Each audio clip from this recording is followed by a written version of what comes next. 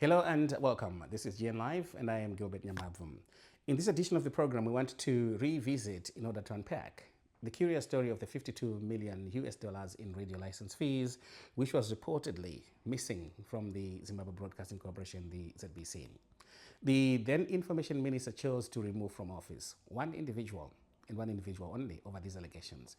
And that was the board chairperson, Ms. Harriet Rushwaya. Now, there's something self-evidently curious about that. Ordinarily, when you have allegations of this nature and magnitude, the offices that get targeted for suspension pending investigations are the executive management. More likely, in this case, your CEO, the finance director, and the commercial director. That is because executive management are the people who are responsible for the day-to-day operations of the business. The finance director, the CEO, and the commercial director are the people who are responsible for the collection and management of revenues. The board, on the other hand, are far removed from day-to-day operations. They focus on oversight and long-term strategy. In this particular case, the board meet once a quarter. In between, they attend committee meetings. But they're not involved in the day-to-day operations. Therefore, why would the minister target only the board chairperson over these allegations? Why were the CEO, the finance director, and the commercial director left in office and not even mentioned? Why? We've got the answers. Join me after this break as I explain what was really going on.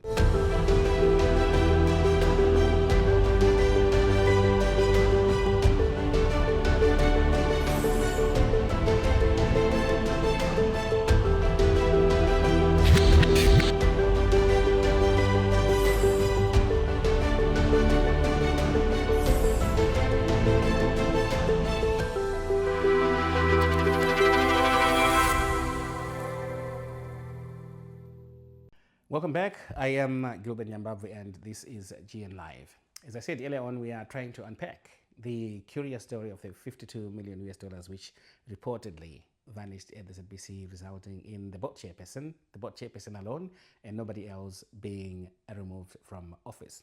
But to put that figure of $52 million into context, it is important to look at the actual data in terms of radio license fees. Now, a census which was done by Zinara, I think, showed that there's some 1.2 million vehicles which should be paying the license fee. But of course, you have issues of evasion and avoidance of that tax, as a result of which it is estimated that about 800,000 vehicles are compliant and paying the radio license fee. That means that in percentage terms, compliance is at about 67%. Now, if you multiply that 800,000 by 92 US dollars, which is what the license fee costs per annum, it means that gross radio license fee revenues for the ZBC are approximately around 74 million US dollars. Now, not that I'm referring to a gross figure of $73.6 million to be exact, if you are working with a figure of 800,000 vehicles. The reason I'm referring to a gross figure is because there are costs which come with this collection. I mean, Zinara are not collecting these funds for the ZBC for free. Apart from Zinara, you've got the government, the Ministry of Finance, through ZIMRA, also collecting VAT on the same funds. In addition to that, you've got software development costs for the ZBC itself. The increased volume in terms of the money that is now being collected required system and software development. And because the corporation could not pay for that funds upfront, the cost was included in the vendor's commission. So you have a situation whereby if the vendor was getting 10%, they increased that to 16% to cover the development cost. And once that money is recovered, the figure can now come back to 10%. So let's look at the percentages. How much is ZIMRA charging in terms of the VAT? ZIMRA VAT is pegged at 15%. Some of that money is also going to BAZ and Transmedia, that is 10%. And then the Zinara and system vendor charge comes to 16.5% when put together. Now, when you've taken aside all of these deductions, you are left with a net figure in terms of the radio license of about 39 million US dollars. Now, how do we get to the figure of $52 million, which was cited in allegations of corruption at the ZBC? They are not necessarily wrong. But the fact is that the corporation has other revenue heads apart from the license fee. They have money which comes from advertising and other things. If you add advertising income to the radio license income, that's how you get to the 52 million US dollars annual revenue for the corporation for the year. But even so, to claim that all of that revenue is missing, all of that $52 million cannot be accounted for, does not make sense. Because the corporation has operational expenses, what they call OPEX. They pay salaries and wages. They pay utility and other bills.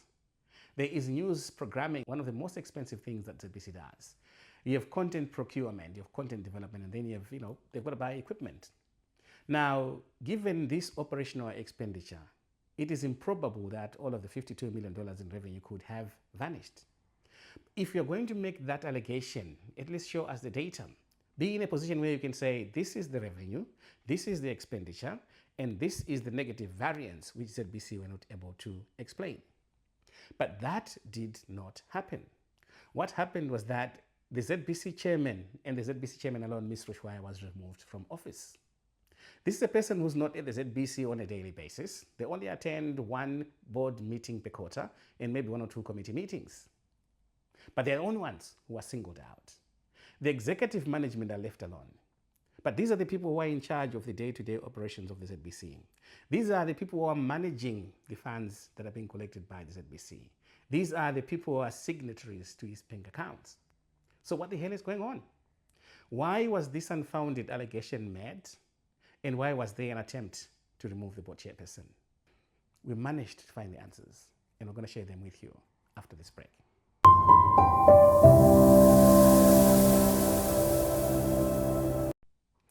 Welcome back, and thank you for staying with us. Now, before I go on to explain why the ZBC board chairperson was targeted, I need to make people understand the context in which our parastatals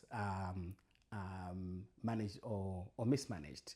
So those who have followed the management of state-owned enterprises in Zimbabwe will be aware that every time you've got a cabinet reshuffle and ministers are changed, the new minister, when they come in, they change the board and executive management at the parastatals in their ministry. Now, here is what sometimes happens with the political leadership at the ministries, your ministers, when they've made these changes to their boards. I'm going to share two stories. Just think about these stories. They could either be true, they may not be true. I'm going to leave you to judge. In one case, you have a minister phoning the ZBC and saying, I need you to pay for 2 truckloads of sugar which are going to be delivered to my farm. 2 Magonyete sugar delivered to the minister's farm. ZBC must pay for this. You have another case where a minister phones from abroad where they are on a government trip, and they are saying to ZBC, look, I've had a family bereavement in Blawayo or Gweru, wherever that might be, and they are directing the ZBC management to ensure that water bowsers are delivered to that place. Generators are delivered to that place, and food is made available for people who are gathered in that house. Again, when your ministers are visiting their constituencies at the weekend, remember, not all of them are rich and loaded with money. They want staff to donate to their constituencies. And it is the responsibility of the parastatals to make sure that the minister has things to donate when they go to the constituencies. How do the management of the parastatals respond when these requests are made on them by the political leadership of their ministries? There are some who, because they understand who appointed them and want to keep their job, they're going to say, yes, Honorable Minister, we're doing that right away. But then there's some board members who will not do that. There's some board members who will say, Honorable Minister, okay, we understand, but can we have that in writing? At which point the minister realizes the trap and they backtrack. But they don't just backtrack. They make sure that they deal with you after that backtracking. And this brings me to the ZBC chairman, who was targeted by the minister over the allegations that some $52 million was missing and accounted for at the ZBC. She is not your yes, honorable minister, we are doing that right away type of person. I'm going to share just 2 things about her, which will make people understand what kind of a person Helen Rushwaya is. Some of you may recall that she was acting ZBC CEO for some 14 months. And the first thing she did upon assuming that role was to put executive pay packages to the guillotine. I was there. I was an executive director at the ZBC, and we had some really amazing and crazy pay packages. They included, among other things, fully paid for by the ZBC, security at home round the clock, 100 liters of fuel per week, school fees for your kids at private schools paid for by the ZBC, full bouquet DSTV, a very generous housing allowance, unlimited broadband at home, fully funded holiday abroad, fully funded by the ZBC. They were amazing contracts. And the first thing Elliot did upon being appointed ZBC acting CEO was to shred those contracts. We were not happy at all. The argument she made was that, look, this doesn't make sense. I mean, you can't have a situation whereby the ZBC is paying school fees for your kids because the corporation was not involved in the manufacture of these little humans. And then you are also creating a moral hazard whereby, because you are paying, school fees for children, they're going to go out there and continue to manufacture these little humans, knowing that ZBC is going to look after them. And also, should these people be fired for one reason or the other, they won't be able to continue paying school fees at those private schools. What happens to these little kids? So she shredded those contracts, halved all of those benefits, and people were not happy. But some of us understood, because where I live, there's nothing like that. So that's one of the first things that she did. I mean, she did lots of things, but that was one of the first things that she did. Says, this is obscene, it's got to stop. We're going to have or remove some of these benefits. Right. The other thing she did, which will make people understand the kind of person she is, was a CEO of a parastatal. We all know that we're entitled to a luxury SUV,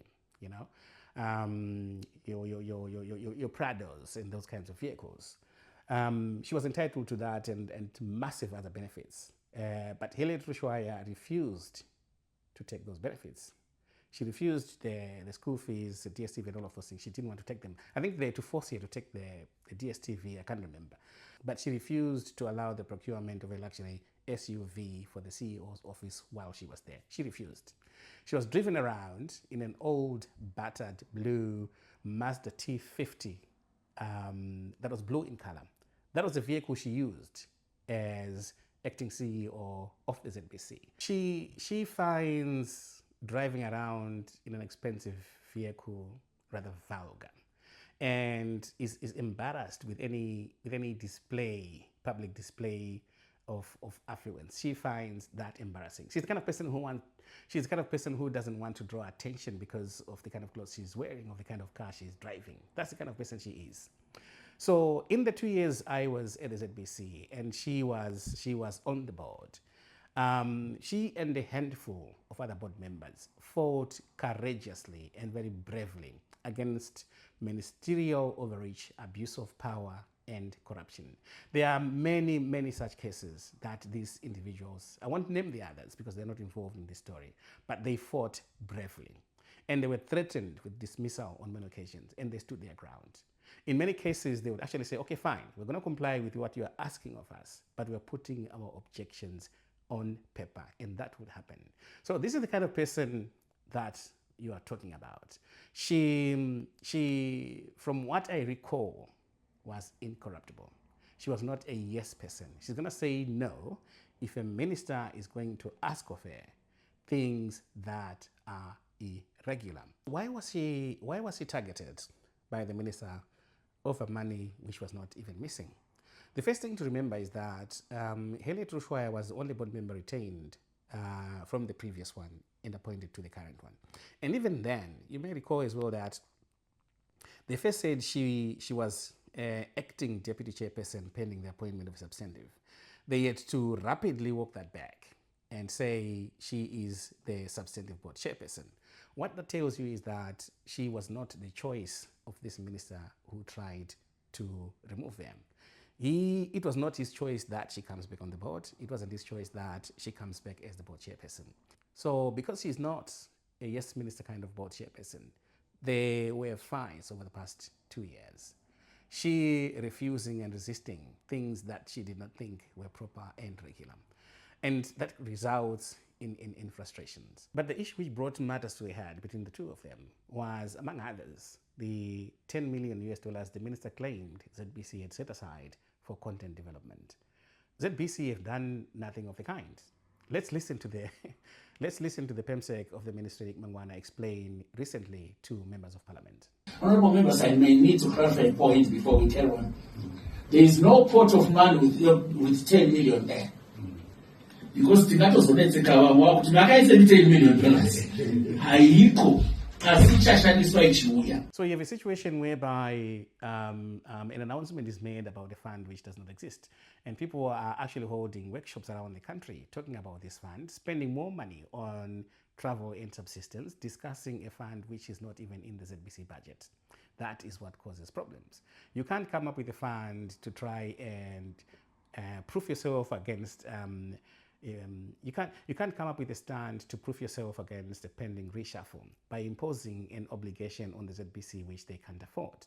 That was the source of the problem. That was the reason the board chair was being targeted, because she's not a yes, honorable minister kind of board member. And so to conclude, I always joke with friends and colleagues who are familiar with these things, and we say that the mistake here was to target Harriet Rushwaya, and in that misadventure make the mistake of collateralizing the very president. What you want to do is what the Americans call precision bombing. You target Harriet alone and spare the president. But then again, even if you choose to go after Harriet, I would never advise anyone to do that, because only one outcome is guaranteed from that futile enterprise. And I promise you that outcome will not be in your favor. Thank you for watching.